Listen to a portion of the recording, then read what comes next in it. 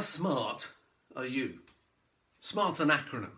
I'm sure anyone who's been on any of my seminars when I talk about goal setting will be very aware of what the SMART acronym is. More on that in a minute. You see, many times what we do is we express the things that we want in life, but we express them as a preference as opposed to stating it as a goal. And if we learn to state the things that we want as a clear goal as opposed to just a preference, then we're more likely to achieve the outcome that we want. So let me give you an example. Many of us at some point in our life have used this statement. I want to lose weight. Now, I only use that as an example because at some point in our lives, most of us have said that.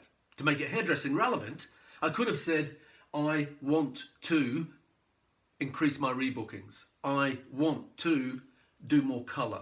I want to do better at retail. But again, all we're doing is expressing a preference. We're not stating it as a goal. So how do we state that as a goal? Well, let me give you an example.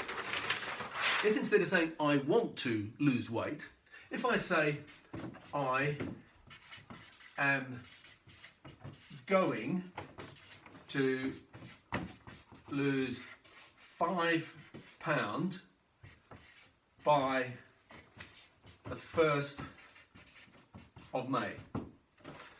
Now what I've done is I've expressed it as a goal.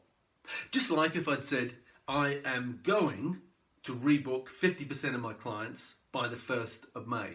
Or I am going to average 10% of my clients purchase home hair care by the 1st of May. Or I am going to average 50% of my clients have add-on services. You're then stating it as a goal. So what's the difference? Well, let's have a look. We go back to the SMART acronym. SMART is an acronym that is very helpful for you when you come to stating your goals so that you make sure that you cover the right things. So the S stands for specific. So in other words, when you set a goal, it has to be specific. So if we come over and have a look at our example, I am going as the specific way of stating what you're going to do. So first step is it has to be specific. The second step is it needs to be measurable. Now, I am going to lose 5 pounds, so it's very measurable.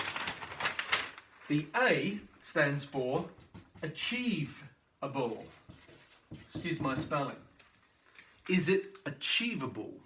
Now, if you're doing this with somebody else, instead of achievable, you might use the word agreed, that it's an agreed goal. So is 5 pounds achievable? Yes. The R stands for realistic. So again, is it realistic? Or sometimes you might see people use the term relevant. Or the term that I like is results orientated. So is it realistic, relevant, results orientated? And finally, the last one is time bound. Okay, now again, sometimes you'll see people use it in the term of, they'll say time frame, or they might even say timely. Either way, when we have a look at our goal, it is by the 1st of May.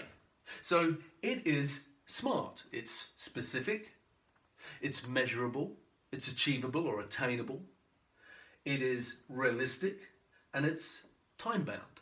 So that's the difference between expressing a preference and stating a goal. Does it mean it's going to happen? No, not necessarily. But you've now given yourself a far better chance of it happening purely by it conforming to the SMART principle. So that's it for today. Thank you very much for watching. I hope you've got something out of it. If you want to find out more about goal setting, can I suggest that you have a look at chapter 10 in my book, Grow One Super Stylist, where there's a whole chapter about goal setting. So thanks for watching. Have a great week.